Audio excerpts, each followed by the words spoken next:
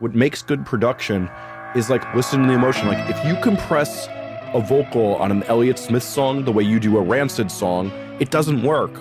The heart listens to things and says, I need more of this. And then you turn knobs and EQ and compress and saturate and do change levels until you get that emotional reaction that you know the song can have.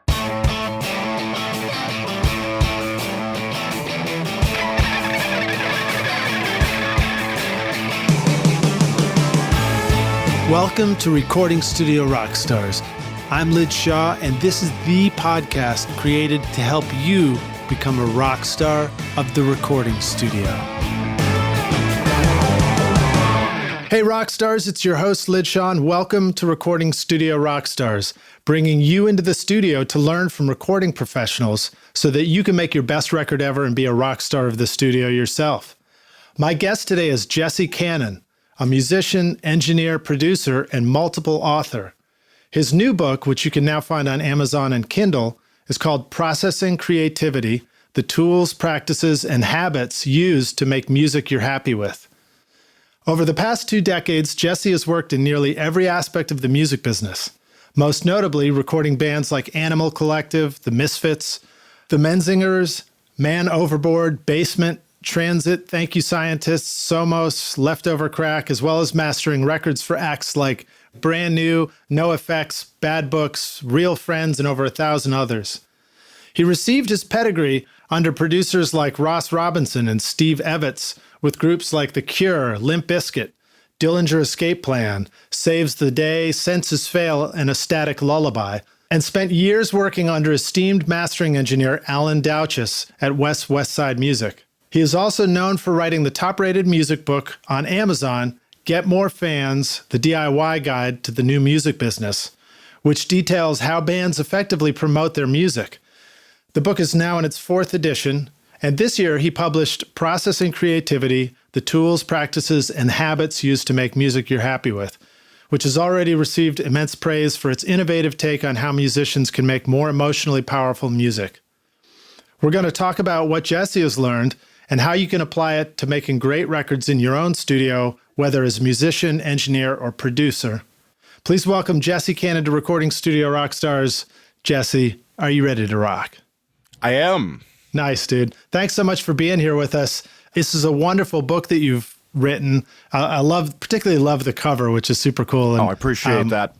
You should tell us the story about the cover here in a moment. But I like to kind of start out the podcast asking you to fill in a little more of the details about who you are and what you've done. And there's a little bit of a twist on it. Tell us, what did starting out in recording smell like to you? Well, I have a joke, actually, that I record really dirty punk bands that live in squats a lot. Nice. And I've actually lost my sense of smell. And I think it's evolution, because my nose was like, I'm good on this. Like, we're done. So what it smells like to me is very, very little. But that's right. I remember that now in your book. And I wasn't even making the connect, but I think you talked about sort of, I think you talked about that in the book. I think I did too. I can't remember what was edited out and what was edited now that literally went through so many versions. But I do remember writing about that. And it's a funny joke. And truth be told, my sense of smell has actually been coming back, which I think is interesting. But I think you did a really good job on the bio. The only really other things that I don't have in it right now is like I just managed a lot of bands. I was a concert promoter for years. I worked at a record label doing PR and A&R, and I always joke that I've had every job in the music business for at least like 6 months. Yeah. Well, that must give you kind of a unique perspective on everything. Tell us a story about how that led you to writing this book.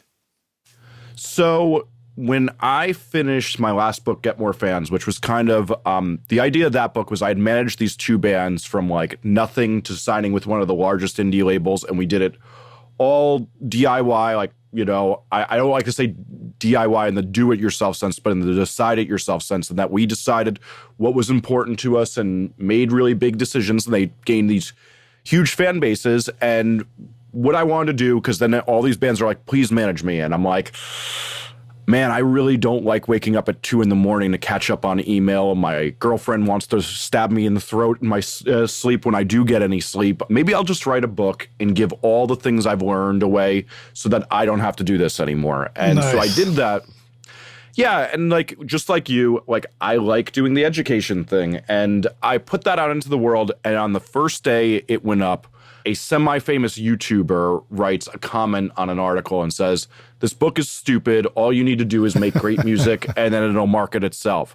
Now, I don't totally agree with that, but great music is the best marketing tool. And I thought about it. I'm like, it's kind of weird that I wrote a book on managing bands because I only did that for a couple years.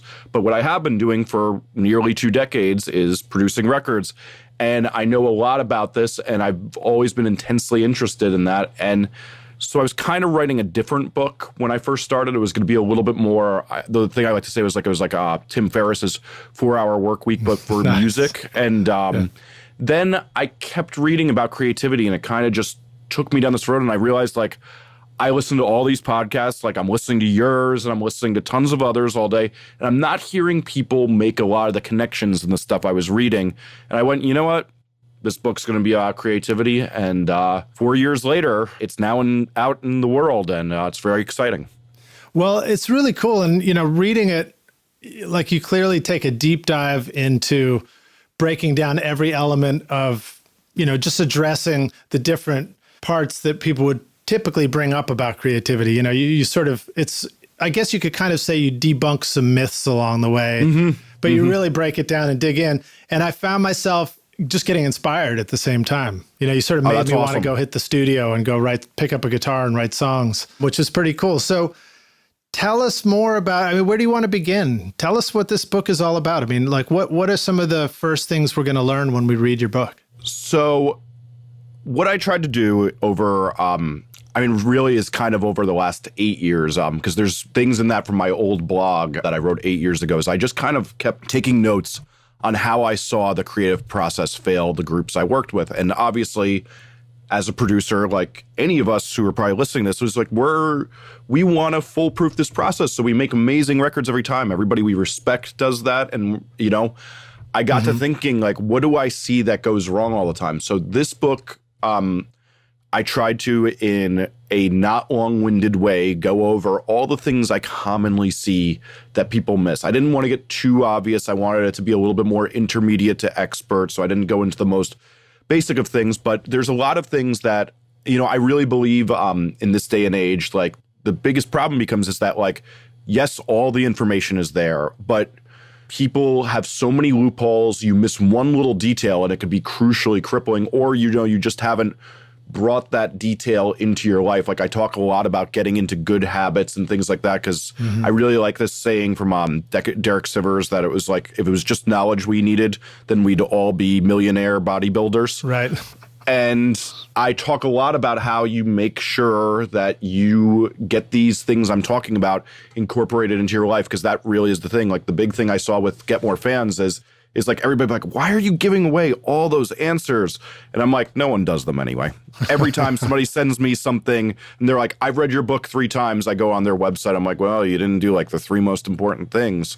And that's the thing. And I know it for myself. Like, when I think about recording, a lot of times I'm like, wow, like a lot of the things I'm doing right now, like some of my mentors were telling me to do 18 years ago. So I get it. It's a very human thing. So I'm thinking about the same application to myself. Even running a podcast and trying to, begin something that's sort of an online business around it. There's all these things that I'm supposed to be doing, and I know I'm supposed to be doing, but they're so hard to actually do. Yeah. And like, we can only get better at that. And some of the science I researched, like, has really helped me. Like, I kind of joke, like, this book finally got me to exercise as a 39-year-old for the first time in my life, because I learned how to actually get it incorporated into my life and stop being that guy with the pizza belly that's a record producer and stuff like that. Your own book got you into the habit, just the study and the research?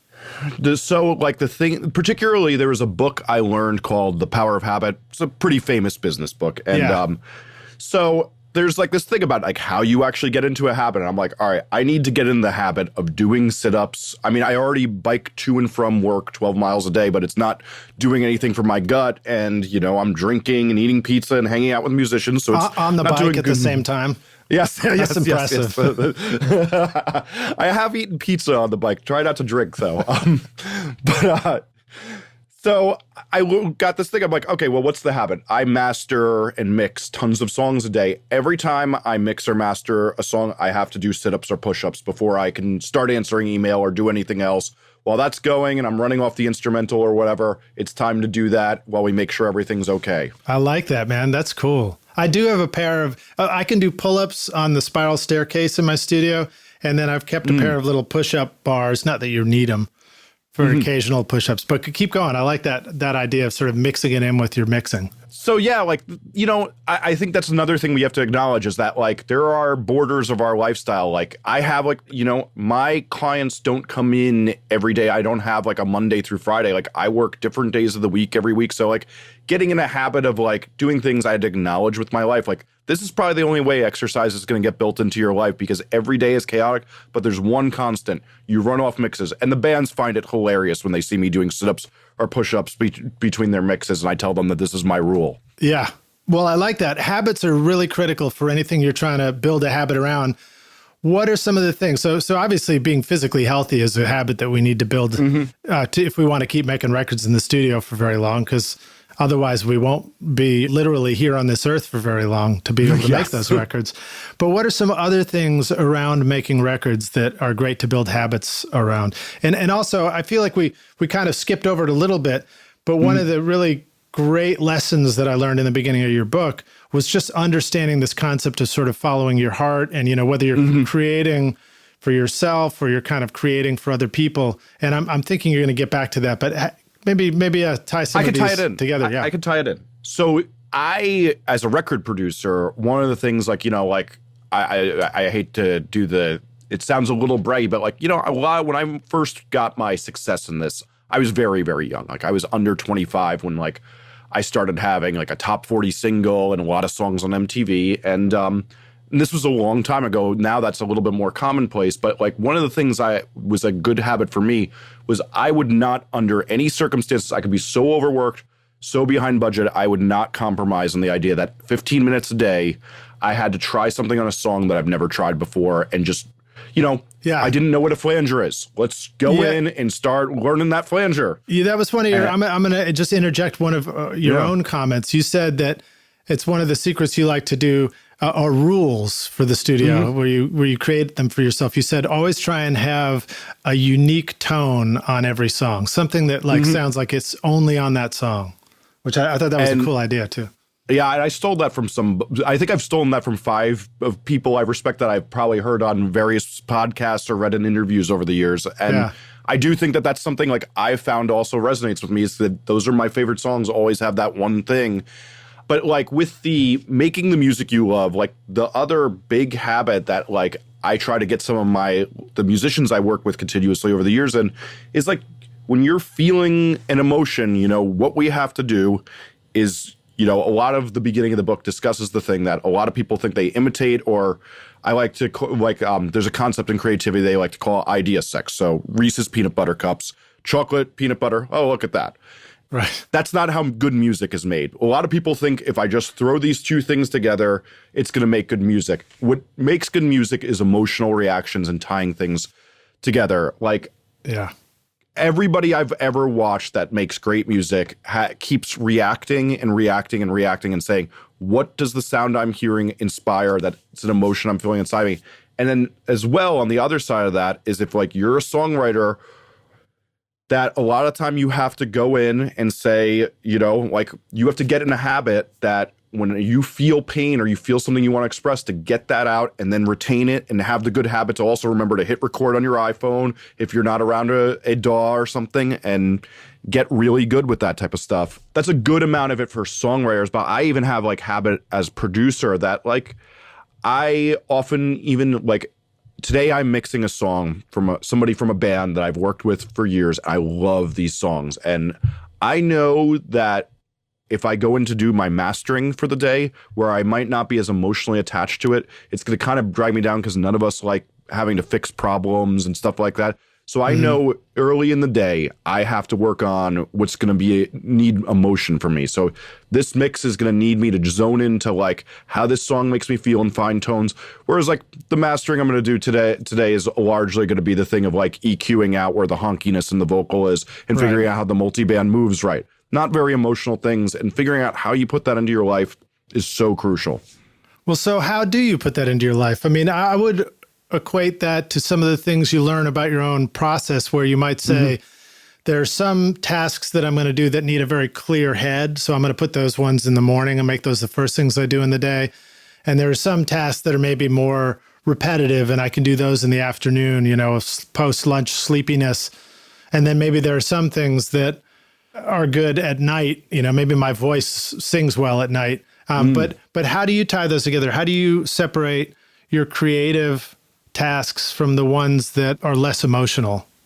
So you just hit like a really good thing, is that you and I are totally the opposite in this, is that my brain doesn't work in the morning. So I do all my creative work around 6 p.m. to 11 because I've observed that that's the best time for me. Interesting, yeah.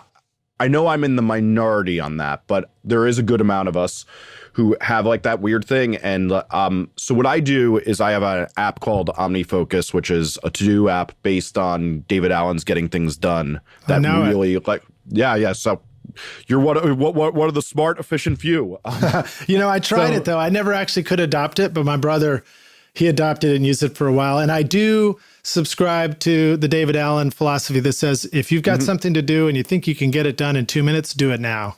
Yes, that's a life changer. But what I do when I have a long commute every day, and it's all riding my bike and walking, and so I like just look at that OmniFocus and I put my day in order of what I think is going to hit the best things for getting everybody I'm working for to get the best outcome. And a lot of that stuff is like, it's that thing of like, it's like I want to have the emotional reaction stuff early in the day, whereas I'm much more analytical later at night. And so if it is going to be setting that multiband compressor to get rid of the I know that that's a little bit better later in the day for me. Yeah. So I think it's learning who you are. And I talk a lot about this in the book, is that the reason you can't say like, there's a lot of people who like will read the creative process of who they respect or see that person does a certain drug. And it's like, the things we have to all remember is that like we all have different chemicals inside us that make up different things. You can see that Slash plays a Les Paul and say, I want tone more like Slash. I'll play a Les Paul and a Marshall, and it might get you a little closer, but you can't do that with saying, well, Slash used to drink that bottle of Jack Daniels every day. That might not be right for you because of what your brain chemicals are. Right.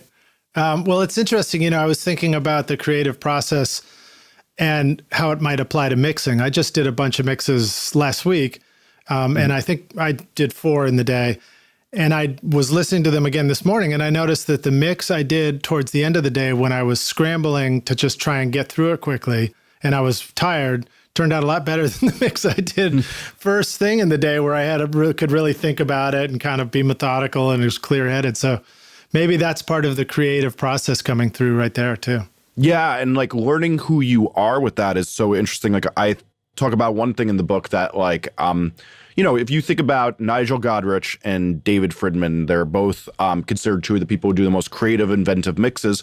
But Nigel Godrich is known for doing 4-hour mixes, whereas Dave Friedman's known for doing full day long to 2 day long mixes all the time.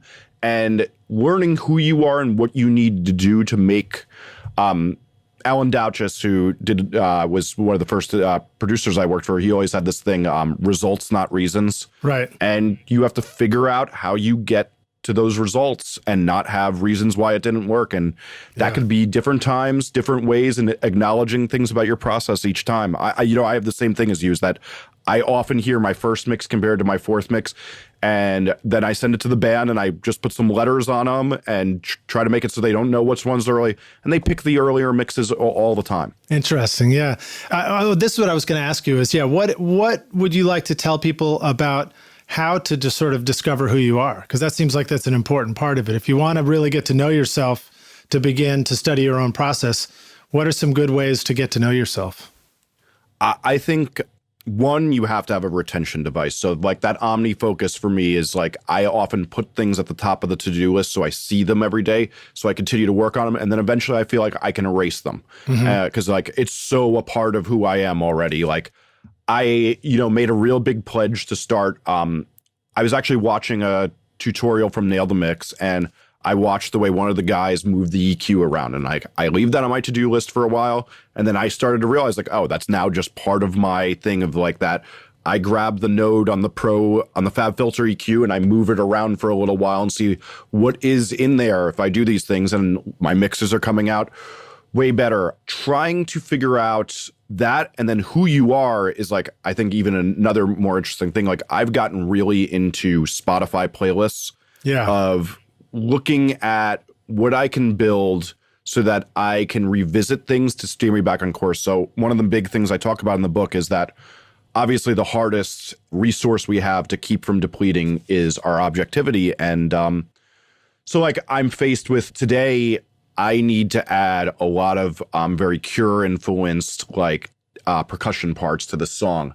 So I have a nice playlist that I've been making because I knew this was going to come up, of like all these songs that are really cool to get inspired. Having that for years and years and years of going back as you remember things and things that really touched you, it's like, it's amazing what that can do to guide you and also make you realize correlations in what you like, especially if you're a songwriter of like, I mean, I'm 25 years into working on songs now at this point. And like, I forget about some of the things that really first wowed me. And then like, I go back and revisit it, and it could be so inspiring and make me figure out like all new things I like about music. Yeah. So you talked in the book about, guidance for creative process, saying to bands, and again, our show here, the Rockstars listening are all studio owners or engineers or producers, musicians as well. But I mean, our focus is kind of in the studio. But even in the studio, the creative process of saying, you suggested, don't mimic your influences, go back and mimic their influences. If that's I'm probably butchering it, but maybe you want to talk about that? Yeah. So a lot of what I think I try to say with this is that it's more that you want to mimic the way that they found influence. So every great group I've ever worked with, it chases this emotion thing, is that they keep trying. They're like, okay, this song, let's say the song is about a death that just recently happened. Is like, they're going to feel like how that death felt inside them musically and do that. And whereas if you just sit there and go, well, they wrote that song about death, I'm going to use the same chords, but I'm going to change the strumming pattern a little bit. And maybe we'll do eighth notes on the floor tom, whereas they did 16th. It's like, no one's going to find emotional connection to that. We find emotional connection in authentic expressions and vulnerability. And that's what that person's doing when they're talking about an honest moment of death. And like, I think that, so many times that gets lost on people is the exploration you have to do of like what that sounds like. I talk a lot about the mistake people make about originality is that they think like, oh, well, original made this music. It's like, what's usually really actually the thing we like about originality is somebody finds a new technique that feels even more intense to us. I think, like I like to use the example of Metallica because it's very easy and a lot of people can get this, is that like, or the Ramones, it's like all of a sudden these downstrokes sounded a lot more intense than, the Kinks or whoever was strumming different ways. It's like you hear all that downstroke and that tempo, and now like those Ramones tempos sound so much less intense than everything. Like it's like when you hear anybody cover a Ramones song in 2017, it's usually 15 beats per minute faster than anything the Ramones ever played. And interesting, yeah. It's finding new intent. Man, it hurts my right wrist to try and do all downstrokes so fast. It is something when I record a lot of Ramones influenced things, and watching the look turn on the guitarist players to my face towards how they feel about me as I push them to do that, it's not so fun for my ego. Yeah. Yeah, well, that's interesting. Well, so let's also talk about, this concept of knowing what it is that you want to create next or where to push yourself. The difference and the struggle that we might all have with finding our own, unique voice that is true to ourselves or to our heart or to our own emotions versus feeling like we need to draw guidance from other people's successes? Mm-hmm. So I think the biggest problem I personally have in the part of the business I work with is that, as I refer to them, the suits, the booking agents, labels, managers, and I've been all those things, so I understand it, but they tend to give advice that's always about how to imitate somebody else successfully. Yeah. Whereas what you really need to do is find who you are and what flavor of that is. And that's not always going to work out. Like if you like atonal piano treatments played in a polka rhythm, not a lot of people are going to find that emotionally resonant if that's who you are. But you have to, no one's going to find it resonant with them if you just imitate everything everybody says. And the biggest problem, and you see this, so many successful people, I think I quote Grimes in the book, talks about that, she's always being told to be like whatever pop star is big at the moment. And yet the reason she keeps succeeding is that she knows that once everybody tells her how to imitate that she'll be more vanilla, and people don't want vanilla. They want a stronger, more unique flavor. And there's already that artist in the world. She doesn't need to do more of that. She needs to do what's authentic to her and what she authentically enjoys. Yeah, it's like you have to become better at imitating yourself. Yes, I like that. That's actually good. Oh, thanks, man. Okay, cool. Well, let's keep flipping along forward here. You've already dropped some great inspirational quotes too, but I'm going to ask you for another one because I know you probably have a giant list of inspirational quotes. Have you got anything else you want to share with us? I really I think I'm actually getting it tattooed on me in the coming weeks is chance favors the connected mind. So that Nice. quote, it's from my favorite author, Stephen Berlin Johnson, who wrote this book called Where Good Ideas Come From. And it's the idea that Arthur Schopenhauer also has a quote that really works well with this, which is, I'm going to paraphrase this one a little bit. It's talent hits the target, genius hits the target no one else can see.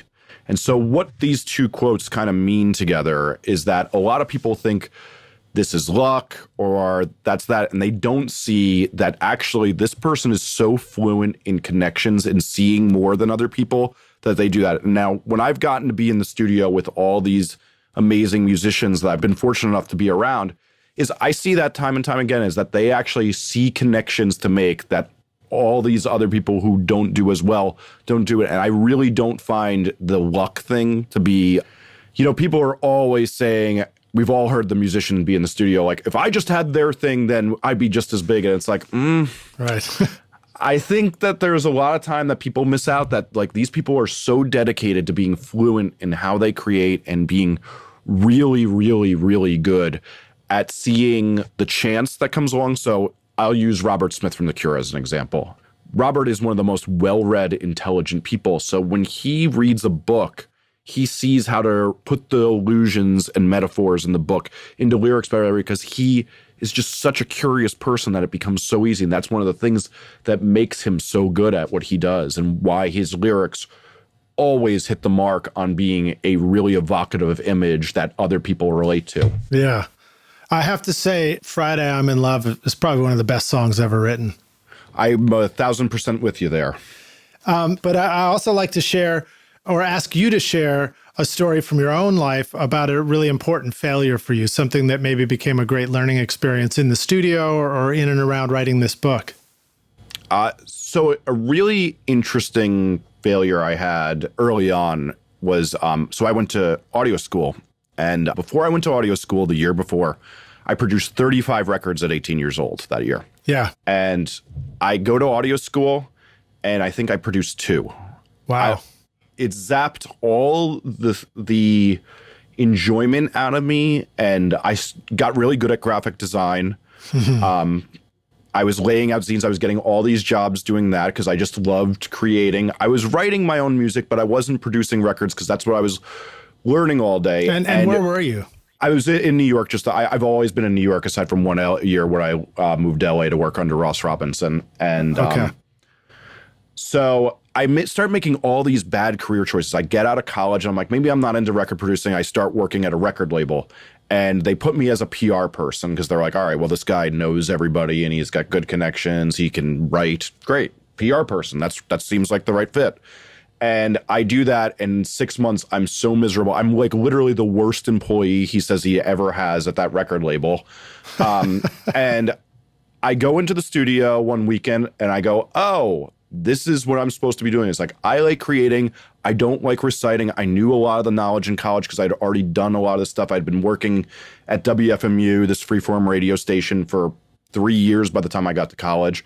So like all these rudimentary stuff they're teaching me. And so what that failure taught me in like the setback was like, I have to remember that what is always like, Teresa Amabile from Harvard has this thing, the intrinsic theory of motivation, which is that people are most motivated by the work, and the learning thing has to be really, really offset by a lot of actually doing. And that's, I think, the thing that most of us fail at in school is that like, and doing things that suck, or like even interning, which is so not enjoyable, is that like we have to have a really good balance of creating. So I've learned even the thing too, that like when I've had assistants and stuff like that, it's like I try to get them doing some work. Like they're not always that good at doing the creative work of a record, but like I'll be like, man, the bass lines suck on this record.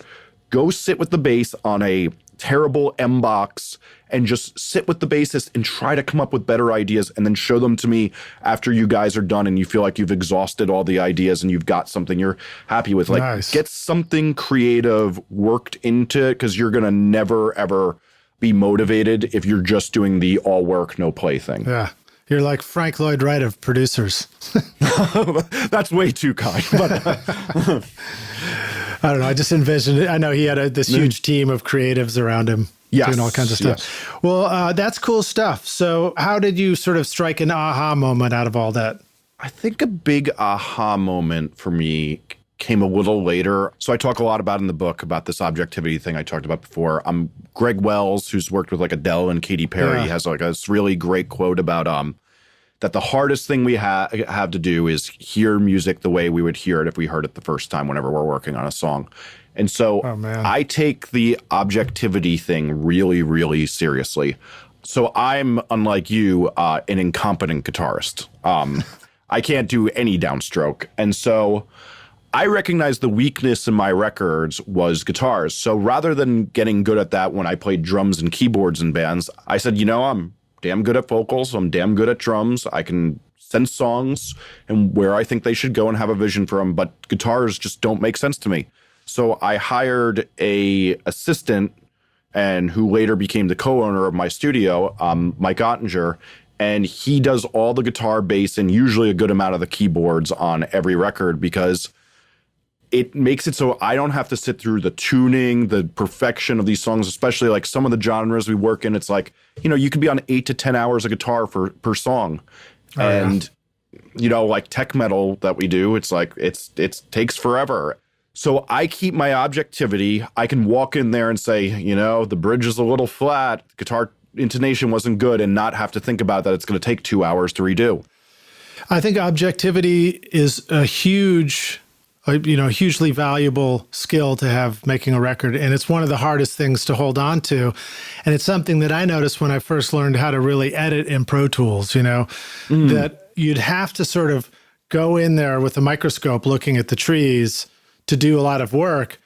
But at the same time, you couldn't be there and standing back and looking at the forest at the same time.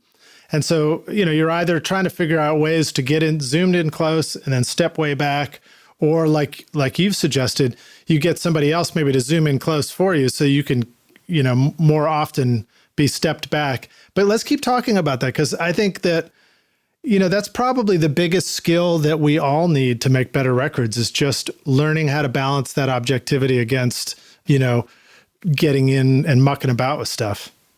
Yeah, I think you make your thing with the editing is dead on. And was another like one of the realizations is like, if I do the drum edits, it's hearing the song. And since we're having this race that like, while it's not a finite amount of hours before we're going to lose a lot of our objectivity, but if I ration my listens, it's super, super important.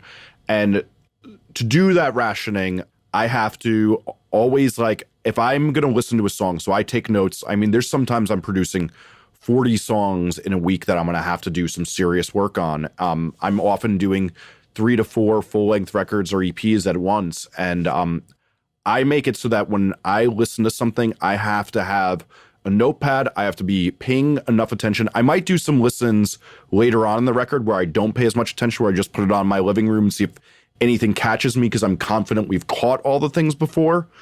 But I take it really seriously that I don't just hit play on things for the sake of hitting play. Like one of these songs I'm mixing this week, like I love this song. This whole weekend, I had a 4-day weekend for the first time in about 6 months, and I wanted to play that song, and I went, I can't do it because it's going to make me lose my objectivity. I haven't even mixed it yet. The last thing I need is to do that after I've been producing and demoing the song with the band and all that stuff and restraining. And then, even a lot of us producers, like, we're putting our own ideas down. Like, I had a big thing when I made the Audible version of the book of, like, I couldn't tell if I was talking too fast. So I had to have a bunch of people listen to me, and I literally redid the first 3 chapters 3 times till I found the pace, because I couldn't tell. Because I also listen on the Overcast app all day. So it's like, what's funny right now is I've probably listened to 10 of your podcasts in the last 3 months, and I'm like, oh, it's so much slower. But I remember it's because I listen at a faster speed, and it's like,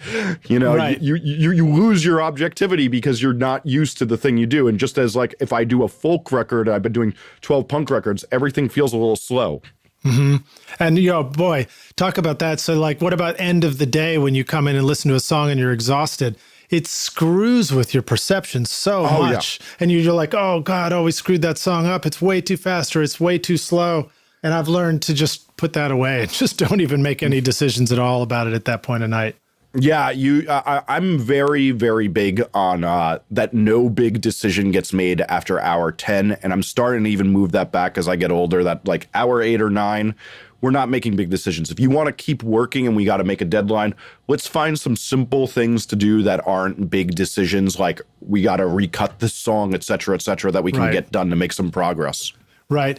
I think the tired decisions that happen later in the day, they're better if they're, like you were saying, sort of creative ones where it's like, oh, I've got this idea for an overdub, and you're sketching ideas and trying stuff. You're sort of accidentally coming up with ideas.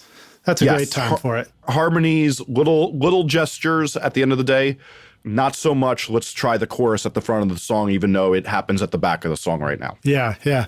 So I wanted to comment on something you said. Great quote. I'm going to say it again just so that we throw it in our click to tweet and the blog post. But ration your listens. I love that. That's just a great expression.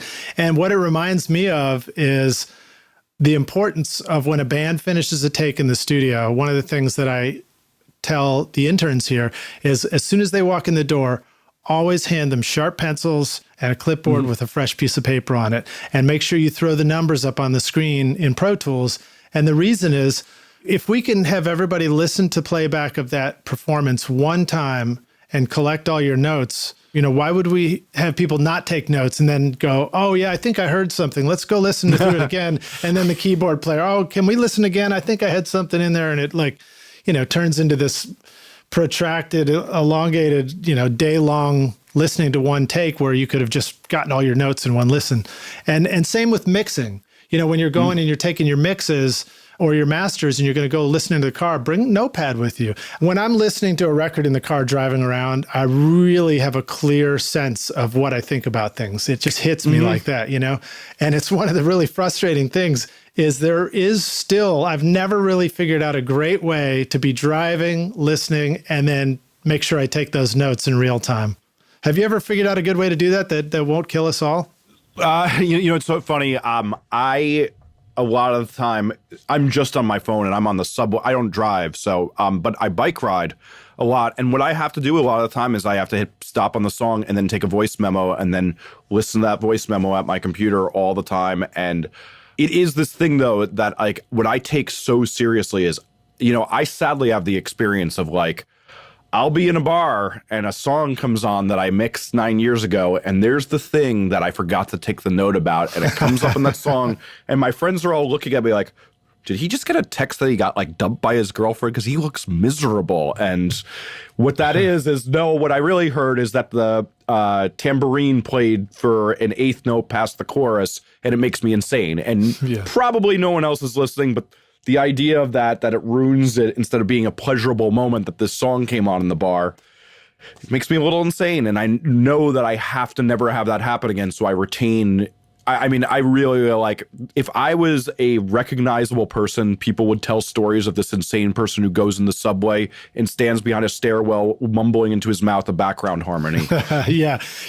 How often have you missed your stop on the subway because you were taking notes on records? It's really funny. It wasn't the subway, but the other day I missed such a far bus ride, and the girl I was dating, thank God, is a really late person. So I just looked like I was on time anyway. Nice, man. Well, so here's a little tip for you rock stars. This is one possible way to take notes. I think. So I'm using Dropbox a lot, and the Dropbox app on my phone right now, it's pretty cool because it will just show the most recent stuff. So I don't even have to search for the mix that I just did. It just sort of is sitting as an MP3 at the top of the list, or a WAV file or whatever. And when you're listening, Dropbox does have a comment system built into the file. So I guess you could listen in Dropbox to playback and then just kind of hit the microphone in the comment box and just take a little voice memo along the way. So that might be something worth trying. I've meant to try that, and you saying that's encouraging me. It's another great tip for the audience that just happened last week is if you update to the new Apple iOS for your iPhone, you can now listen to mixes people have emailed you in the lock screen instead of having to have it open the whole time, which is a miracle. Oh, that's handy.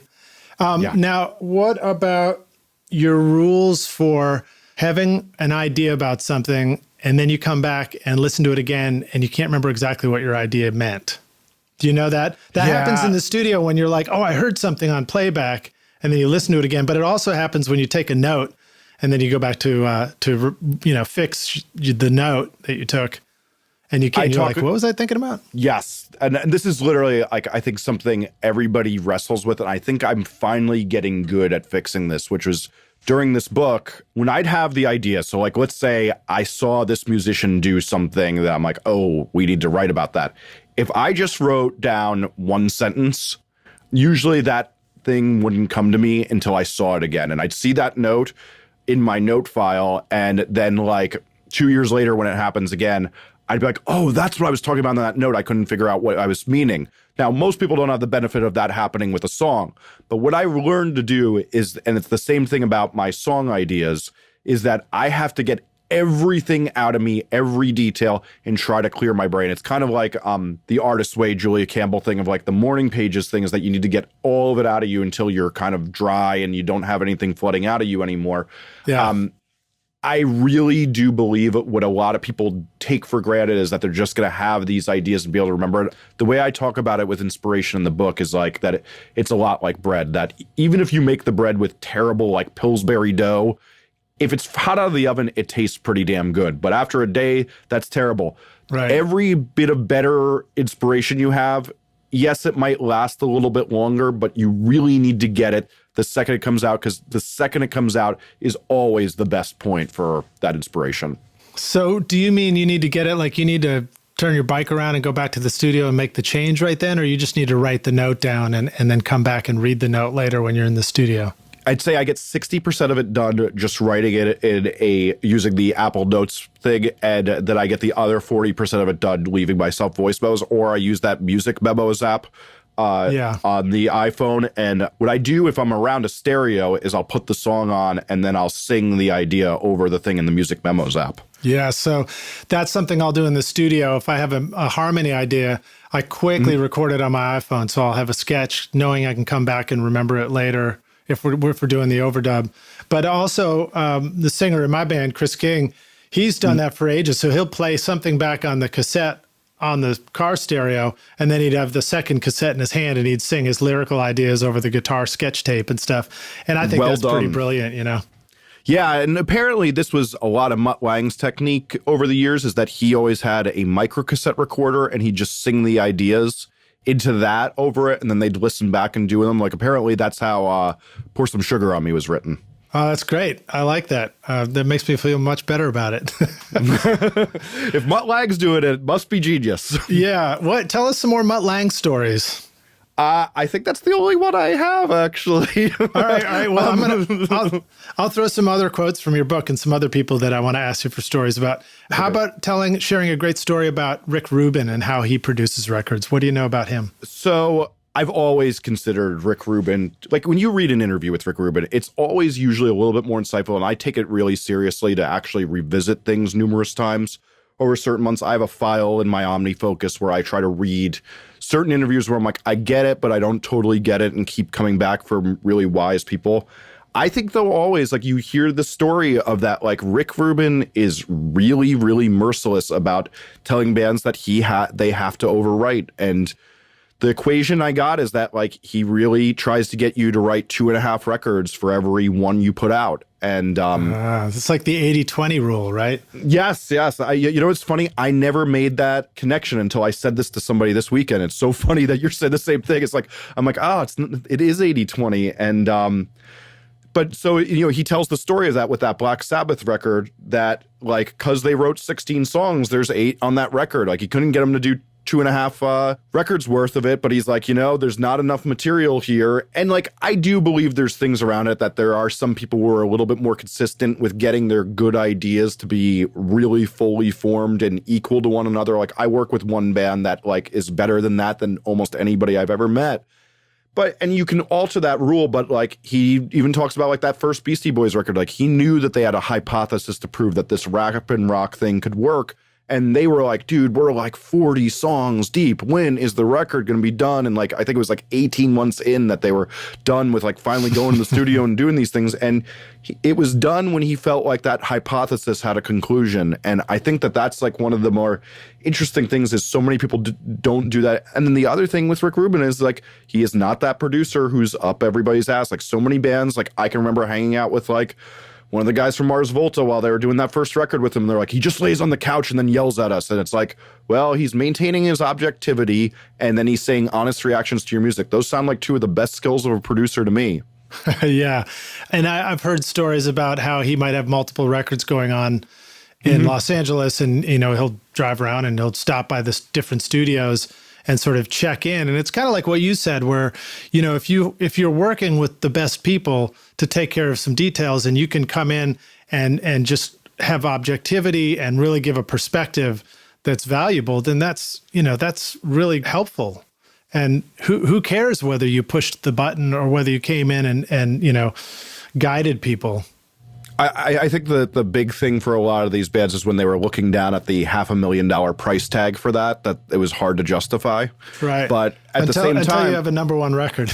Yeah. And like at the same time, it's like, well, look at the guy's track record. Like, show me a producer who's produced more different genres with that success rate than him. And, like, I don't even listen to a lot of the records he does. Like, they're not always my favorite, but you can't argue with that. They are records people really, really form a bond with. Yeah, absolutely. Well, so I've definitely always been a fan of Rick Rubin, and I look forward to meeting him one day and having him on Recording Studio Rockstars. Rick, that's a shout out to you, man. I want to hear that interview. Yeah, so let's talk about another great influencer, Brian Eno. You had a great quote in your book from him, and the quote went like this: "What's exciting about art is you're hearing the latest sentence in a conversation you've been having all your life."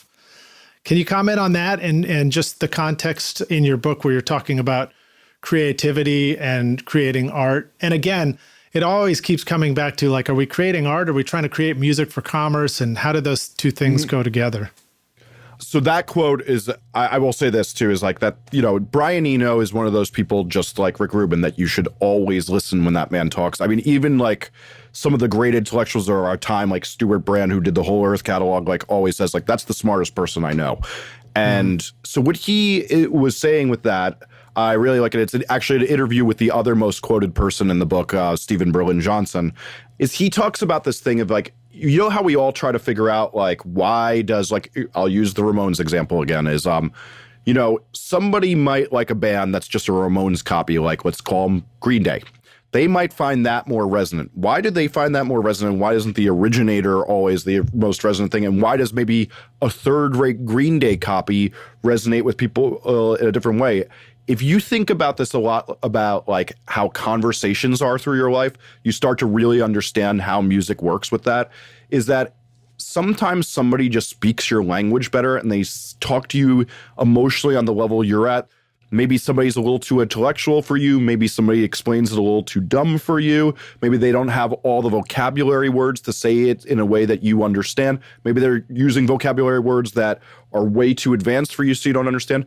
When you think of music like that, you can often see how your patterns of listening are, is that like it's people just hitting emotional cues within you, and you're not going to understand everyone. Like you know, I think about how many years I heard people say the word vulnerability, and then I read a book from Brene Brown on it, and I finally understood, like, oh yeah, vulnerability is how you fall in love and get great connections with people and make great friendships, is saying things that are actually like relatable. And I didn't get that till I was like probably like 32, 33 years old. Yeah. And even though I saw it, but somebody finally said it in a language that wasn't so hippy dippy and new age for me that I could hear it.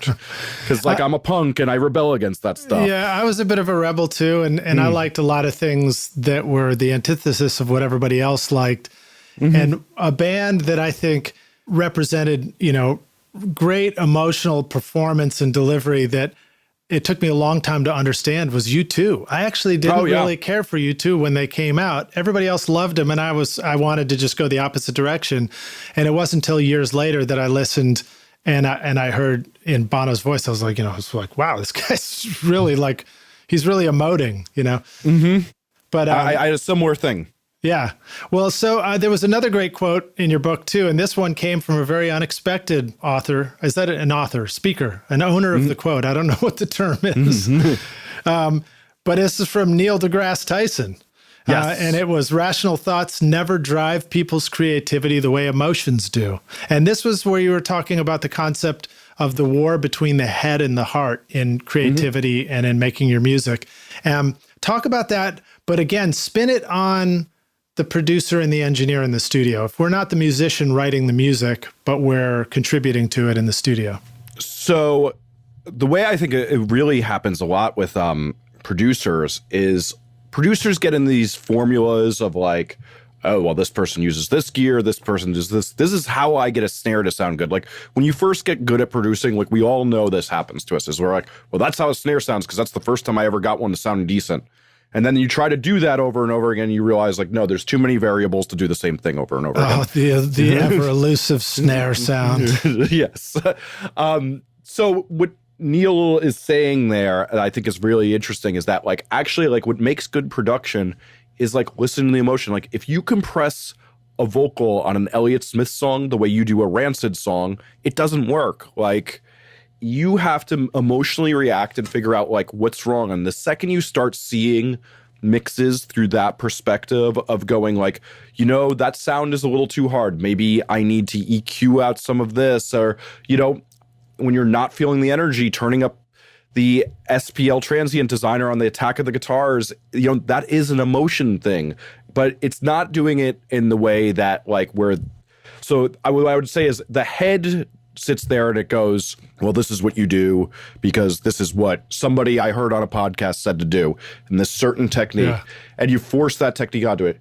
The heart listens to things and says, I need more of this. And then you turn knobs and EQ and compress and saturate and do change levels until you get that emotional reaction that you know the song can have. And then wait, I'll interject. And then you hopefully take a note about your emotional reaction at that moment, and then take a photo of those settings.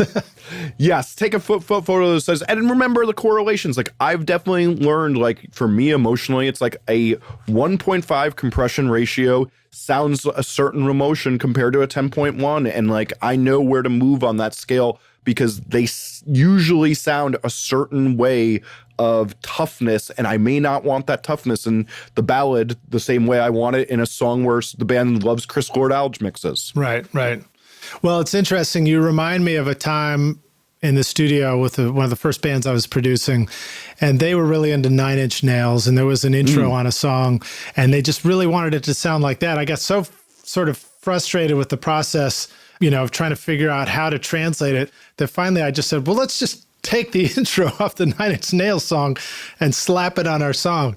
So we tried that. We literally took the intro off and just slapped it on the song. And guess what? It totally didn't work. And it was really sort of mind-blowing, eye-opening for me to realize that, that was the moment where I saw that it's all just contextual. It's like, you can't even use the exact thing that is your influence and have it work on your own stuff. Yeah, and like I think about how many times there's like a particular record I did where like bands constantly come to us because they love the bass sound on it, which is hilarious because like I don't know anybody else who has that it's a bassist gets their way with that. Right. But it's so funny. I'm like, sure, we can set it up. It's going to sound nothing like it. And, we all know the player in the hands, but it's also just the emotional tools he paints with doesn't make the same sound.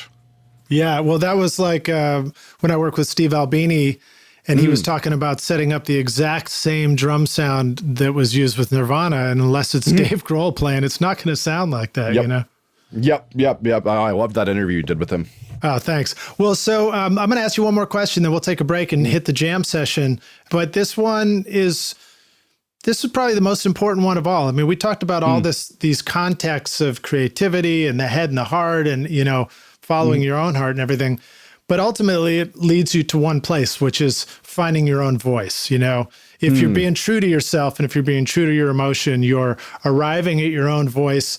And your own voice is the thing that you have to share with the world that has the most value you're ever going to produce. What do you want to say about that? How do we find our own voice through our process, whether we're making music or we're engineering or whether we're producing? What does that mean to find our own voice? So one, I think it's the pursuit of expressing yourself, that making sure your songs are not just the idea sex thing we talked about is like, you're not imitating, you're not just doing what you think you should do, you're not doing what a suit said you should do. You're feeling an emotion, saying, what does that emotion sound like on the instrument I play? You're getting a vision. I talk a lot about Justin Meldal Johnson when he made the M83 Hurry Up We're Dreaming record, talked about how they had touchstones, idea boards. I do that a lot of the time for the emotions in a song. I do is like, we try to like really describe out loud and talk about what it was. It was something Ross Robinson was really big on, and Ross is one of the most successful producers, and that's how he gets that. So I think there's this thing where, one, you start with that, and then two, the other thing I tell people that I think is really, really helpful is like, it's important to figure out what you don't like about certain music. Like the girl I'm dating now, we both love punk. Like we're both, obsessed with the Clash, things like that. But she likes this like jammy thing that's really like in style in punk right now. And like, so like, I'm like, okay, well, her and I have a lot in common. I should figure this out, why I don't like this. And like, so when she puts it on or like she makes me a playlist in Spotify, like I really try to figure out what it is I don't like about these things, so I know not to create things like this and know more of what my borders should be to get to what I want. And I tell people all the time, it's like, every musician who tours a lot complains about their bandmates' taste in the van, without exception, until you're in a bus and you're all listening on headphones in your bunks. That is the least favorite thing in the van. Everybody complains about it. But I take those times when people are doing it as like, one, I have an exercise where I try to find something good about it. And that led me to like a lot of pop music, because I learned to respect the way they engineer vocals and the way they do things. And like, it makes my life a lot more pleasurable. Like when I have to watch I have no interest in action movies. When I watch them, I try to dissect the way their plots move because I'm interested in plot. It's like, find that way that you can gain either a knowledge of what you don't like or what maybe the hidden merits of this are that are really good, that can inform you of who you are and what you want to be as a creator. Kids are great for that. My daughter has helped me learn to appreciate pop music, top 40 stuff, Spotify, musicals. I never liked musicals before. Now I can really, like anybody who's listening to this, go back and listen to the 80s soundtrack for the movie Annie. It's stunning. The music in it is incredible. That's funny. Well, that's great stuff. Well, so, another comment I wanted to make. You talked about suits. You mentioned that twice. And I want to put a spin on that, because suits and record labels is almost a thing of the past too. It used to be that you might really have to cross paths with that world. And you probably still do now on a certain level if you're pursuing a career in music and recording, but so much more of it is DIY. I think the modern day suit is actually, it's the blogs on the internet. It's the articles and the stuff that's like constantly coming at you, telling you how you should be doing stuff. So rock stars, I would encourage you to, consume that stuff, all this information, this podcast included, and benefit from it, but at the same time know that the only thing that, is really going to deliver you and your music that you're making is to be able to put it all aside, push it all aside, and just go with, what is true to you. I like that a lot. Yeah. Well, groovy. Well, Jesse, we'll take a break here and we'll come back in for the jam session. Rockstars, before we do, I want to remind you that you'll find links to the stuff we're talking about in the show notes. We'll have a link right to Jesse's book there. You can check it out. And if you enjoyed the music in the intro, you can go check that out at Skadoosh Music. That's SKADOOSH Music. And we'll see you guys in a minute for the jam session. Hey everybody, it's Lid Shaw, and I want to thank you so much for listening to this episode of Recording Studio Rockstars. I really appreciate you, and I really appreciate your time. And as a way of saying thank you, I've created a special mix tutorial just for you, Rockstars, totally free, called the Mix Master Bundle. With it, you get over 2 hours of detailed videos watching over my shoulder as I mix a song in my studio. Plus, I give you the free ebook that explains how I recorded the tracks, and you get downloadable multi-tracks so that you can practice your mixes, including the Pro Tools session file, using nothing but stock plugins in Pro Tools, all of which you would find in any other DAW, whether you're on Logic or Studio One or Reaper. Maybe you're struggling with trying to improve your mix technique, or maybe you just simply don't have access to multi-track files or can't record a full drum set in your studio. I wanted to give you a chance to create your own mixes from full drum kit, bass, and guitars recorded in my studio. The song is called American Winter, and it's off my instrumental record Skadoosh, and it's all available for you totally free right now. All you need to do to get it is text Mix Master Bundle to 33444, and I'll send it directly to your email. Again, that's Mix Master Bundle with no space to 33444, or you can go directly to mixmasterbundle.com, enter your email, and I'll send all the files directly to you. Thanks so much, Rockstars. We'll see you guys in the jam session. Cheers.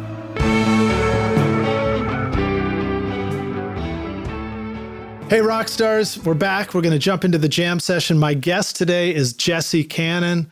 And Jesse, are you ready to jam, dude? I am. All right, man. So tell us, when you started out in recording, what was holding you back? So I discussed this a little bit in the book, but I grew up listening to really out of tune, out of time local punk records and like the classic punk of the 80s and 90s. And when I started to do this, I noticed some people were getting way better performances than me. And I realized like all those people are getting better performances than me. They grew up on like perfected hair metal records and like Steely Dan. And I learned kind of what we were talking about with the head and the heart, that like I have a really good barometer for emotion, but I was not hearing the precision in the different instrument performances that I needed to. So I had to come to grips with that. Like, it's time for me to start listening to some music that's a little bit more crafted and professional and finding the nuances and talking to other musicians a lot more about what goes into a good performance and learning those nuances. And, you know, I did that pretty fast. I think within 2 years, like the amount of looseness, out of tune, and chaos that was in those records really dropped down. And I started just getting performances that people were way happier with out of them because I learned to hear the precision that we should have in each record. Well, it's kind of like when the Ramones worked with Phil Spector, right? That stuff was really precise, even though the Ramones represented, you know, pure punk at that point, or at least, you know, in the big picture. I like that. Just thankfully, I didn't have to pull a gun on anybody like he did to them. Yeah, well, I heard a great story, too, about them doing Rock and Roll High School, where apparently, like, they recorded, or Phil just listened back to the first opening chord for 8 straight hours until the band finally got fed up and left the studio. And I don't know whether that's true or not, but I love stories like that. I'm going to have to ask Marky about that one. All right, great. Well, so now you mentioned a couple of things too there in your answer. You talked about tuning. Tuning was a cool comment you made in your book where it was one of your rules where you wrote down to yourself a reminder note that said, when tuning vocals on a record, make sure that that it's a similar approach to tuning for all the vocals in the song. Don't have one vocal sound super tuned and the other ones aren't. I guess they would just sound out of tune. Really, well, you know what it is? Cool. It's that like there's like sometimes like 3 words with like that overly tuned sound to them, and then like the rest of it's tuned tastefully. And like I get a lot of records to mix where I'm like, okay, well, either you're gonna redo these 3 words or you're gonna send me the untune, and I'm gonna drop this into the mix because like it's just like it for me listening emotionally. It just when the robot creeps in, it takes you out of the emotion, especially like. You know, 2 weeks ago, I had a song and it was, man, like the verses, I was like, wow, this kid means it. Like, it's really emotional. And then all of a sudden, it's like, ing. You hear that like thing and you're like, okay. And then like, when I looked, he wasn't even like that out of tune. It was just like, you know, operator error. And like somebody and you know, like I know the producer, it's like, this is probably the 10th record he's done. Right. It happens. Well, so if you want to, man, let's collaborate. We'll invent a plugin called like detune or something like that. Yes, you know, it's the one that undoes all the tuning on records before you mix it. You just dial it back to normal again. If only. I'd love that and de-distort for the snare drums I get. Oh man, nice. And then you also talked about timing and you know the emotion, and that was something in your sort of head and the heart section where you talked about the head. You know the cross section between musicians and producers and stuff who really understand the music tech, and they can really tell. And this comes from us as engineers in the studio too. Like as engineers, we really get to know why that snare fill doesn't work against that vocal. And the band may not be there yet. You know, they might be more in the emotional part of what makes their music something to listen to. But you know, we have to find that cross section of how do we help them get that snare fill just right, but respect, you know, all the things that make their song emotionally worth listening to in the first place. Yeah, I mean, I have a very big thing too that like, you know, the reason I became a producer is like in 6th grade, I think it was, my father, who was connected enough with the engineer that he got us into the studio, and I told them to make us sound like Nevermind the Bollocks meets Appetite for Destruction. And then when it didn't sound that way and he wouldn't turn the reverb off, I was pissed, and I was like, I'm learning how to do this myself. You don't listen to me? I'm taking matters into my own hands. And you know, it's that thing of like, we do have to respect what they say, but we also have to think about it in an emotional way. Is that like, you know, that trajectory is that like, there's people who know a lot of music theory and then don't listen for the emotion. And then there's people like what I started off with was like, all I listened to was the emotion. And I didn't notice that like the guitarist is bending the notes so out of tune on his guitar that it's unbearable to listen to with people with more precise sense of pitch. Yes. And that's a whole nother thing too, because to have a sense of what is the general sense of pitch for everybody, I would say that changes. You know, that's people's sense of general pitch is probably turned into robots these days too, you know? I talk about this a bit like with the standards thing is that like, you know, every year people get a little bit more used to precision, but precision isn't the opposite of emotion. Is that like, eventually, like when we hear something that's really sloppy, it's like that takes the emotion away from us. And we all have different borders, and we even have different borders and genres of music. Like I talk a lot about that, like how out of time a sample can be in a hip hop groove even is so much different than like the modern heavy metal sound right now is like, it's insane. Like, you know, can't be 5 milliseconds off in a modern heavy metal song and not have people be like, oh, I don't know why I was listening to that. Wow. Yeah. Well, then let's see, one other comment you made, you talked about listening, and it reminded me that as engineers and producers, we learn to listen, right? We learn to listen to those speakers. We're intently, you know, hearing the minutia of volume differences between this, that, and the EQs and the frequencies. But we have to remember that we also have to, as acutely, listen to that person who's standing behind us trying to tell us what's important to them with their music. You have to listen in 2 directions, you know? Love that. Yeah, that's great. All right, so now share some of the best advice you received. So Alan Douches, who I always say is the smartest person I know, he always told me something that I would not listen to for so long in my career. And then, like, you know, you get 10 years in and you're like, oh, the old man was right. He told me that no one hears the bands that you do that are bad. And what they do hear is all the bands you do that are good.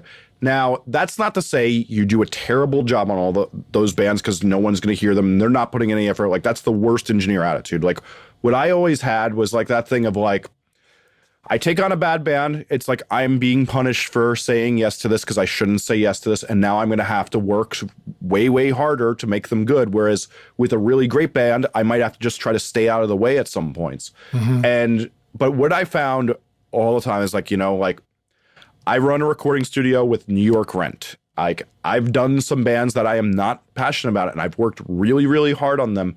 But what I started to learn is that what people liked about hiring me and why, you know, for, God, what am I on? 18 years now, I've had a studio booked 300 days a year at least. Wow. Is that I consistently will pull something better out of a band, and I make a consistent product. And when the band does really, really terrible, like the things that like I stay awake at night going like, I can't believe I worked on that. That was such a mistake. It has 25 plays on, if that was MySpace or on Spotify, you look and it has the under 100 thing. It's like, no one heard it anyway. Don't lose sleep over it. Try your hardest in the moment. But remember that, you know, the records I've done my best work on, I'm still getting jobs from them 16 some odd years later. Yeah, right. Because the band that was only getting 25 plays that wasn't so good, they're not going to be there 16 years later to hire you again anyway. And also, no one went to look who did that. They just hit stop as fast as possible and tried to forget it. Yeah. Well, so it reminds me of, there's a guy I worked with, Mike Dixon, who was a business partner. And, you know, his role was management, and he would go and sort of help you connect with labels. And you know, he was one of these guys who would fly around the world having meetings with important people. But he had really good advice for me once. He talked about, you know, you're bringing a band to work with him and to get it in front of a major label, and maybe you've released it locally, and the artist might get caught up in like, oh, that's an old song. I already put that one out or something. You know, I really got to do something new. And he reminded me, he's like, it's not out. You know, if it goes to a major label and it really reaches the world, then it's released. Your local release doesn't even count yet in the big picture. And it's similar in that idea of being reminded that we can get caught up in the smaller stuff that we're doing and how much we think it counts, and forget that, you know, it hasn't really reached the big picture yet until it reaches the big picture, you know? I think that's really, really a good point. And it's one of those things that I think bands, I talk about this a lot in the Get More Fans book, is that like every band is so blinded by about what they should release because they want to release the newest thing and what they're feeling resonant about because they've heard that song 600 times. And we all know there's very few songs in our life that stand up after hearing it all those times. Right. And it's so hard to give people the perspective, like, you know, whether it's like you hear these, I've been trying to think of like a term for it, but like these ideas where just somebody says an opinion confidently about whether you should re-release that song. And they're like, well, what about all our fans who heard it before? It's like you have 2,000 fans and you're trying to have 200 million. Right. Why do those 2,000 people matter more than the infinite more amount that you're hoping the song will connect with? Yeah. And especially if your 2,000 fans liked it, that's just a good sign. Yes. If 2,000 fans didn't like it, then maybe, yeah, we don't want to take it to 200 million. I agree. All right. So next question. How about sharing with us, Jesse, a recording tip, hack, or secret sauce? Something that our rock stars could use today in the studio on their next session.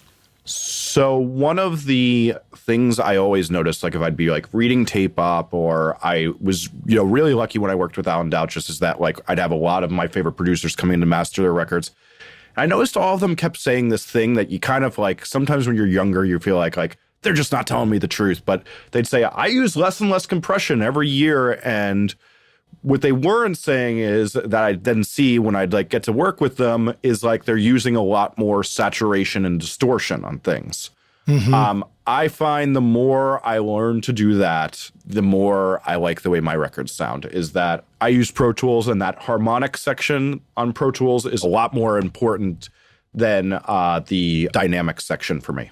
Well, so the harmonics section in Pro Tools, what do you mean by that? So you go into plugins and it gives you the categories. I'm going to use air distortion. I'm going to use FabFilter Saturn. I'm going to use tape simulators like the Slate and all that a lot more. There will be 3 times more of that on my mixes than there are compressors. Yeah, I think that makes sense. And I remember when I was working with my mentor, Brad Jones, many years ago, and we were doing distorted guitars, and I was talking about putting a compressor on something on it. And he was like, no, I think it's compressed enough already. That was my first introduction to the idea that distortion was kind of a form of compression too. It literally prevents the dynamics from popping through too much and brings up the subtler stuff. And, it's true with a guitar, right? I mean, a clean guitar, and you probably feel like you have to manipulate it to death. And, you just start putting the right amount of distortion on, all of a sudden you can really play it and it feels great. Of course, I'm talking to a non-guitar player. Yeah, well, but I mix guitars all day and I have that thing of that, like, I might put a tiny bit of multi-band compression on a distorted guitar, but a clean guitar, it's like there's definitely going to be some multi-band compression on there, and we're going to clock some dBs on those frequencies. Clock some dBs. I love it. All right. So now how about like a favorite hardware tool in the studio, or just something cool that you always like to have with you on a session? So I think like I am totally one of those, the latest is the greatest people, as much as I complained about people with the song. We just got the Dark Glass BK7X. So I think of it this way.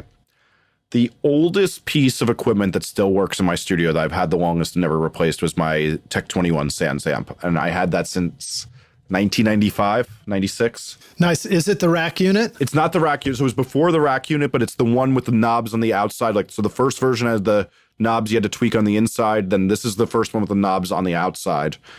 This is the pedal, right? This is the Tech 21 pedal. And do you have the dip switches in the middle there?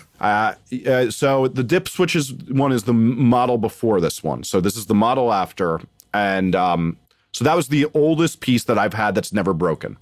And I tried this Dark Glass Sans amp, and I really don't feel like I can ever do bass without it again. Like the song I was mixing before we got on air, I'm like, wow, I finally have the bass that I've always been looking for. And it's just so diverse and everything sounds so good. And the dynamics are so contained. I'm using less compression.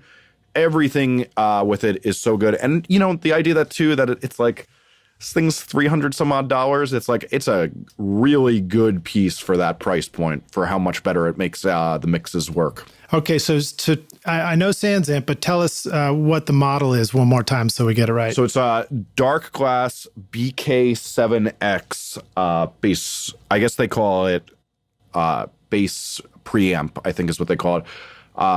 But it's the same thing as the Sans amp, just swapping this in instead. Like literally my Sans amp for the past few months now has dust on it, whereas I think I've used it on every record I've ever done since 1995. Very cool. And is this an actual guitar pedal, or is it a rack unit that you're talking about now? It is a pedal. They make an amp now too that just came out of this same thing. Okay, cool. All right, Rockstars, we'll put a link in the show notes for sure. Yeah, that's rad. And I love the Sans amp. I use the plugin all the time. Yes. And I have the Sans amp original rack unit. I'm looking at it right now. I have the Sans amp. What is it? The bass version, the X RBI. Which actually I don't use that one so much. I had a lot of trouble getting that one to work for me, but I do have the pedal with the dip switches, and that's enough talking about Sans amp.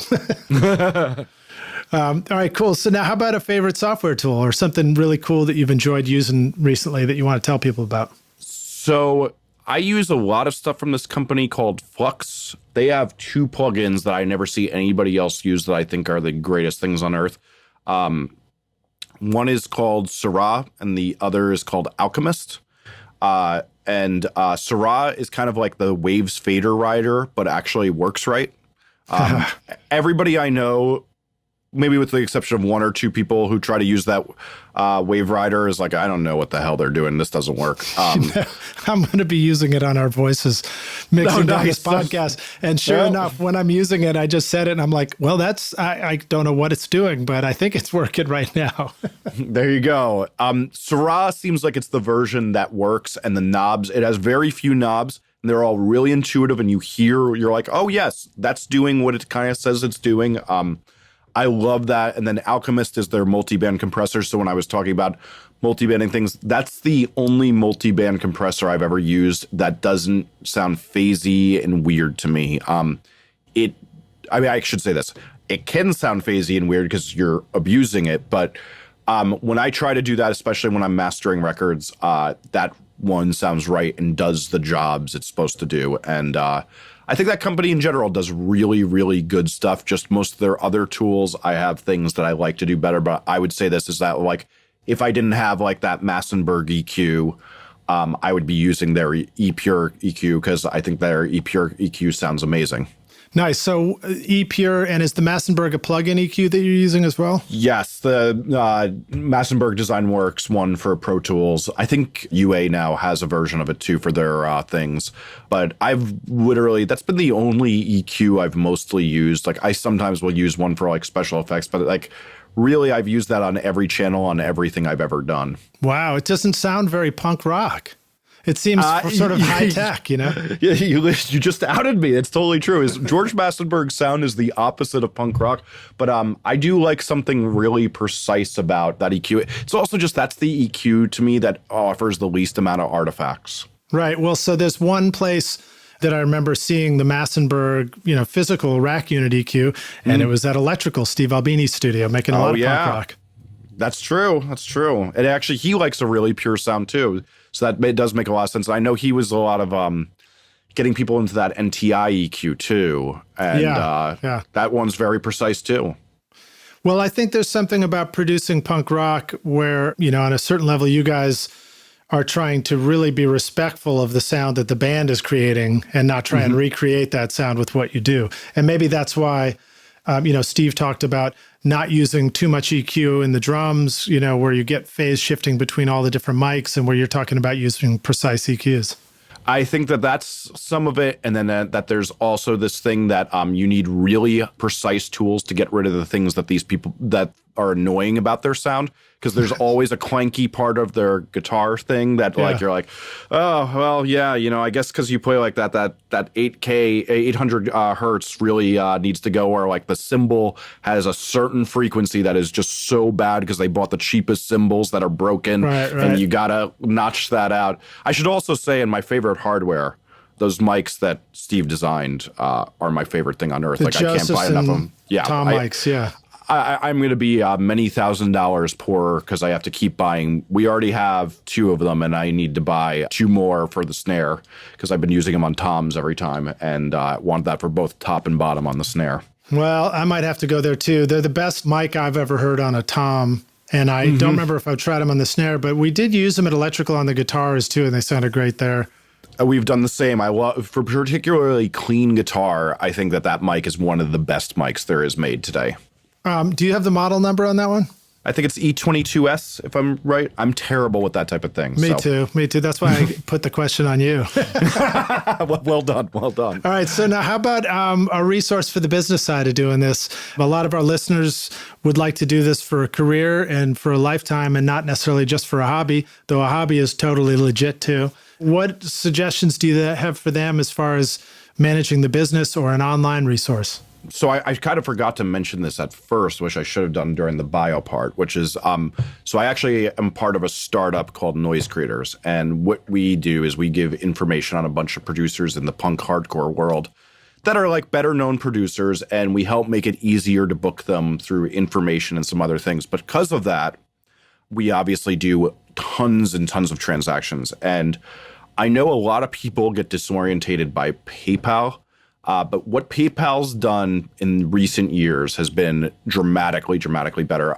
On my mastering website, they've made it like an easy way for people to just pick out and self-check out as if I'm a store buying a T-shirt, what they need for mastering. There's this new PayPal.me links where you can just send somebody a link, and they can even enter a credit card if they don't want to sign up for PayPal. Quick interjection on that. Rockstars, if you sign up for your PayPal Me link, I think you only get to choose that name one time, and you can't change it. So make sure you're very careful about choosing the name. I screwed up, and I chose the wrong one for my wrong PayPal account. So you get one shot at it. Get it right. My buddy just had the same exact problem, so you are not alone. And but I think that's been the best business resource that I've. It becomes that thing every year. You need a little less of that stuff, and I think that's a lot of that is because PayPal keeps getting better at what they do.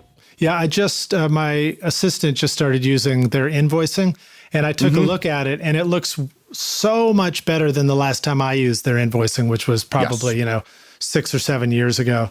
What advice do you have? So you talked about a checkout thing working great for mastering. And it's one of those things I've always appreciated about mastering. Mastering seems slightly easier, to dial in and automate that process than a tracking studio or an overdub or production. What advice would you have for somebody who wants to start using a PayPal checkout for more of a tracking studio, or they're going to do overdubs, or they're going to do mixing? What are some good thoughts about that? So I love the PayPal Here app that lets you charge credit cards. We have, so I am like one of those people, I have the worst handwriting on earth, despite like all these years of handwriting tutoring that my parents for some reason wasted money on.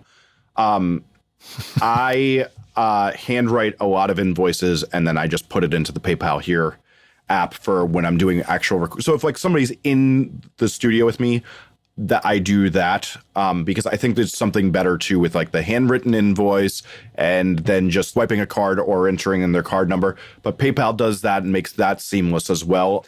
You know what I think is another an interesting thing though with that is that then what I do, like my little secret trick, is after I hand them that invoice, I take a picture of it, I email it to both of us, because I can always search my Gmail for their bill if we need to add on to it, or if there's a tax discrepancy later on. Right. Well, so that's interesting because you and I had sort of off camera discussed Evernote for a minute, but that is one feature that Evernote is very good about. If you take a photo of that handwritten invoice, Evernote will analyze all the handwriting and make that searchable text. So you could actually search in Evernote and find all the written stuff that was on there later on. I knew it did that, but sadly, my handwriting's so bad that it never worked out too well. So that's something. That's right. That's right. Evernote actually says that on their website, except for Jesse Cannon's handwriting. They did mention that. I'm being shamed again for it. Well, that's very cool. Well, yeah, I think that's great. The PayPal, the online invoicing is very handy. So great tip on that. Now, how about an organizational online resource, something that you use for keeping all your shit together, So I mentioned OmniFocus before. That is no to-do -life organizer ever worked for me till I got that. I particularly love, they have a feature on that called Context. So when I get to Whole Foods, for example, it buzzes me, which you could actually do with the Apple Reminders app too, but like then I can remember that I need to pick up this thing and that thing. Right. I can remember when I'm at Guitar Center that we're out of the green Tortex picks and stuff like that. Having that to put right there so I don't forget it later on. Like we've talked a lot in this podcast, it's like remembering at the moment you remember is so important when we're flooded by so much data. The other thing I will say that I discussed this a little bit in the book, but it's pretty brief, but I've been doing it for a long time, is when I break down songs, I use Google's Sheets app for the iPhone. And I actually make a spreadsheet of the song. So in the top, in the horizontal, I write the sections of the song. And then on the vertical, I write overall, and then I write each instrument and overdub that's in the song. And I comment on each part of that, and I grade them along the way. And that tends to make it so that I'm able to be really organized about what is wrong in a song and how to analyze it. And if I look at the A's, it usually can tell us what the things that are failing need to do more things like, and, or I can see like, oh, well, the real problem with this is like, the drums are just not working the whole song. So maybe we need to reinvent that.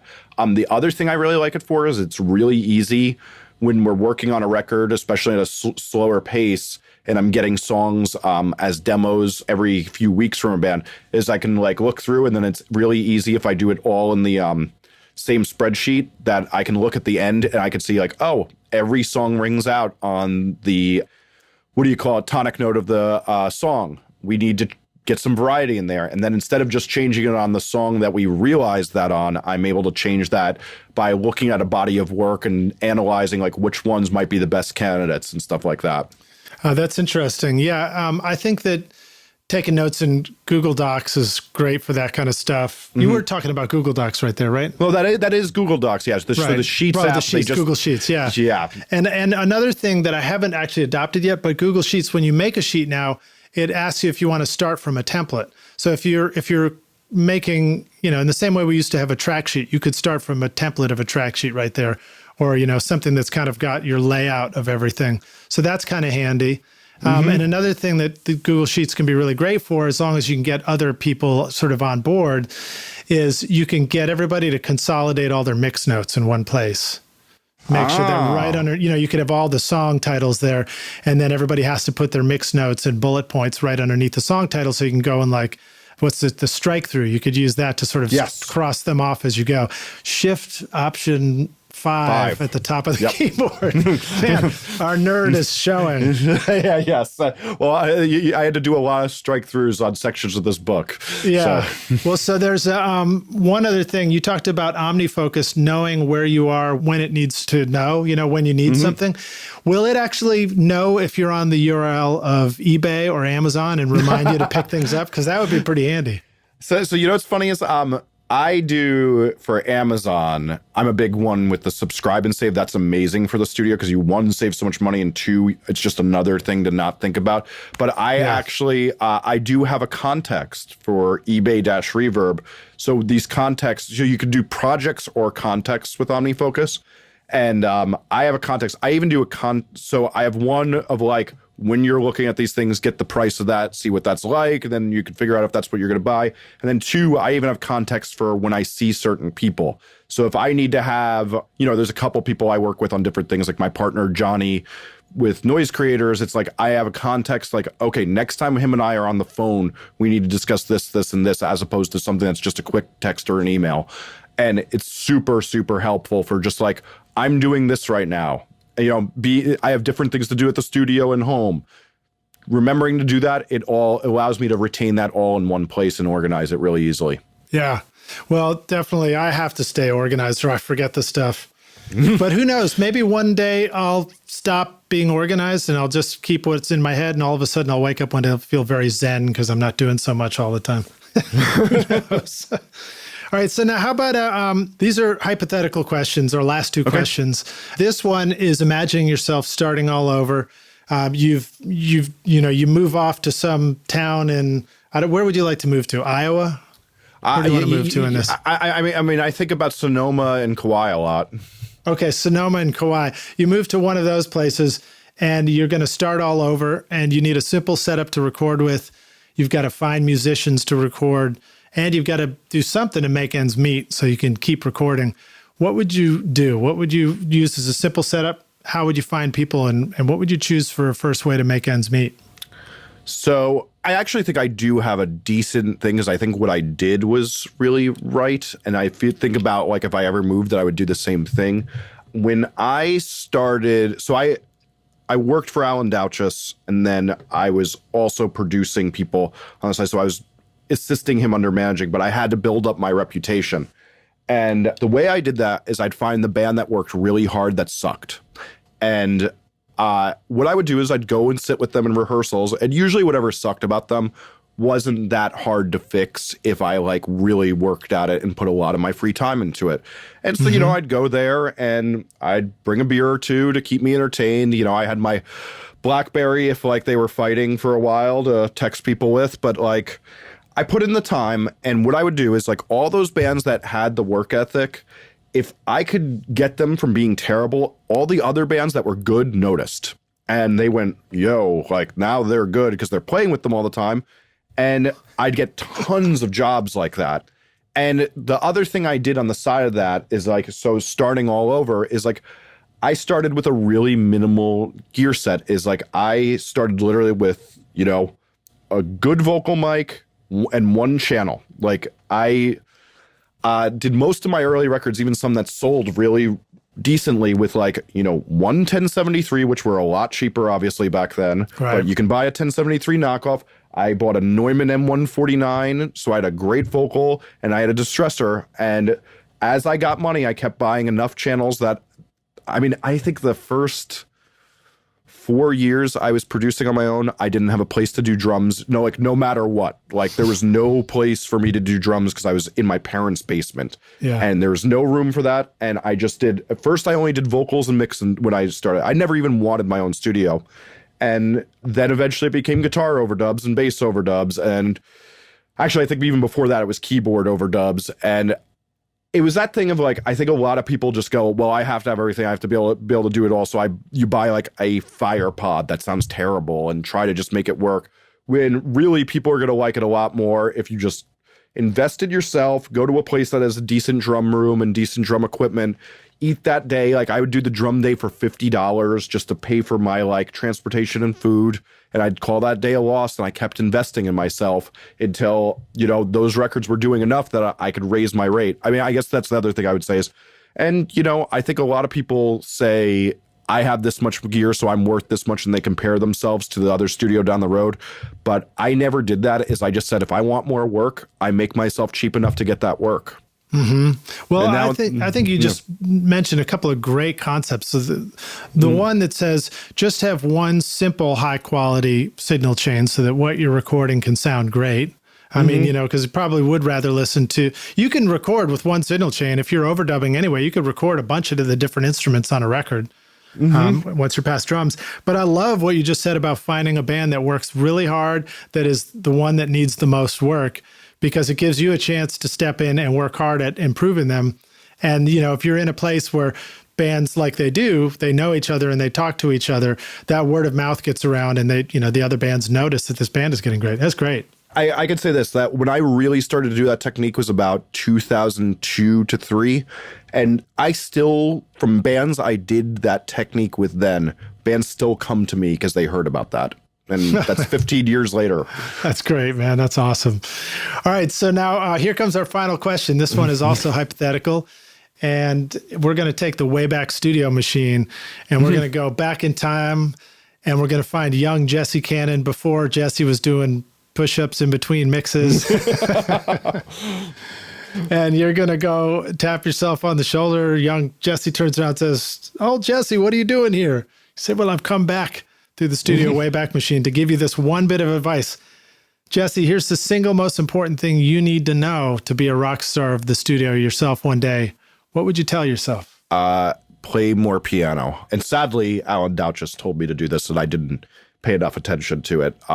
When you know how to play piano better, it's not about being able to rip it on a session. It's about that you understand what's happening in a song so much better. And everybody I know who's better at production usually has that type of skill. Is that they're same thing we kind of talked about with the chance favors the connected mind, is like you can just make better connections when you understand the way piano works. And it's one of those instruments that it's just like you see more and you can connect more. And every day that I do this, like it's just like the better I am at that, the easier it is for me to help a vocalist write harmonies. The easier it is for me to understand why the chord transition isn't working from one part to one part. And I wish I did more of that, because it took a long time for me to get in that habit. And I'm still, my right hand can rip a bit. My left hand is still pretty much incompetent. Well, my brother's a pianist, and I've always been a guitarist. And when he started trying to understand guitar, he pointed out something that never occurred to me before. He pointed out that a chord on a guitar is like this giant voicing. And I was like, what are you talking about? It's just like this open chord or whatever.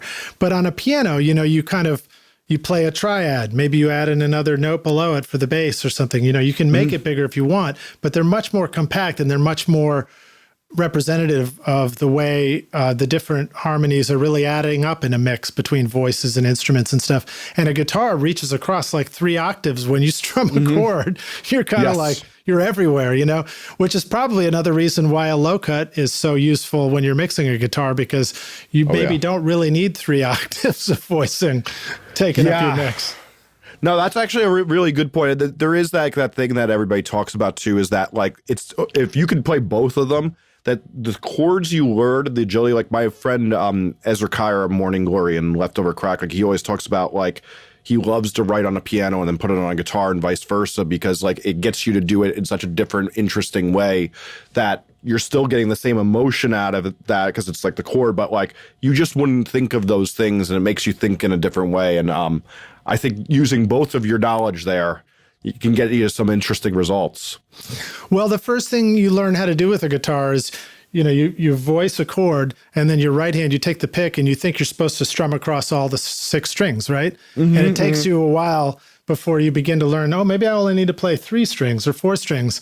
But imagine if somebody sat down at the piano and they thought, well, I'm going to play a C chord and I'm going to hit every single note, and then from the far left of the piano to the far right, you'd think they were crazy. So I agree with you. I think piano really gives you insight into simple voicings and how one chord can move to the next. And you begin to realize, you're like, oh, wow, that's only 2 notes that are moving to get to this chord. Whereas on a guitar, you're like slide 5 frets up to play a different bar chord. Yes. There's also just something interesting about the way you look at harmonies when you look at it on a keyboard compared to I'm not good at guitar, but the way I look at it, there's something more visually understandable when I work like that. Yeah. Well, so thanks for letting me just take you off on wild goose chases with you tried so hard to answer short answers to these short questions, but I just won't let you. Jesse, I appreciate that. Yeah, thank you so much for being on the show with us, man. It's really a huge pleasure to talk with you. I hope we get to meet in person, whether in New York or Nashville sometime soon. And I'd like to ask you, let the listeners know how they can find you. How can the Rockstars go check out your book? How can they learn more about your work? How do they come make a record with you? Whatever they need to know. I appreciate that so much, and I definitely would like to make that happen. The best place to find me is jessecannon.com. That's JESSECANNON.com. My newest book is processingcreativitybook.com, and my book before that is getmorefansbook.com. But really, jessecannon.com has the links to all the things. If you're more interested in learning about noise creators, I've done some classes for Creative Live. All of that is linked there. And yeah, that's it. Thank you so much for having me on. It's been super enjoyable since I'm a fan of the podcast. Yeah. So Rockstars, will include links to all that in the show notes too. And then our closing thing, I said that your cover of your book was awesome, but we never talked about it. Tell the Rockstars what the cover is of your book. So I made a collage of the greatest creative influences while I was writing this book. So it's not in my life because I realized I couldn't remember, but so I took The Last Supper and I spent 170 hours photoshopping what I wanted to see as what I thought would be the greatest musician dinner party of all time. And then the idea is down below the table is I have a lot of decapitated heads as if everybody sucked the ideas out of them and feasted on their brains. Wow. So yeah, I had that idea at some point because I thought about one of the ideas I had with this book is this is what I would want to be the ideas discussed when all the best minds came together. And, a lot of me is discussing the best things I had. So I'm like, why don't I put that in visual form? And yeah, it's gotten a very big, interesting reaction from some people. I'm sure, yeah. I got a little accosted at a bar the other night. Well, it's a bold artistic statement, which I think is great. Do you also include sort of like a legend as far as who's who somewhere? So I paid a very smart, talented stoner musician to do that. And in true form, he's a little late getting it done. The book's been out for, I think, 2 weeks now. And he swears every Friday that he's doing it over the weekend, but it's Monday that we're taping and not so much. All right. Well, cool. Well, Rockstars, look for it on the show notes. And I'm also going to plant this seed of an idea that one day Jesse is going to make it a downloadable, orderable poster for the wall of your studio, which would be very cool. I like that idea. I have a very big version of it in my office. So nice. Well, Jesse, thanks again, man. Pleasure having you here on Recording Studio Rockstars. You rock, and I look forward to meeting you in person. Thank you so much. I really appreciate it. I hope we make that happen. All right, dude. We'll see you around the studio. Awesome. Thanks so much. Cheers. Thanks so much for listening to Recording Studio Rockstars. If you enjoyed the show and want to help make it better, please leave a rating and review on iTunes to help reach more people. You can click directly over to iTunes or go to recordingstudiorockstars.com/review for an easy explanation. And if you want more free content, all you have to do is text RS Rockstars to 33444. Again, that's RS Rockstars to 33444, and I'll keep you in the loop with articles, videos, and podcast updates. And I'll let you know about any upcoming giveaway offers, all totally free. Thanks for listening.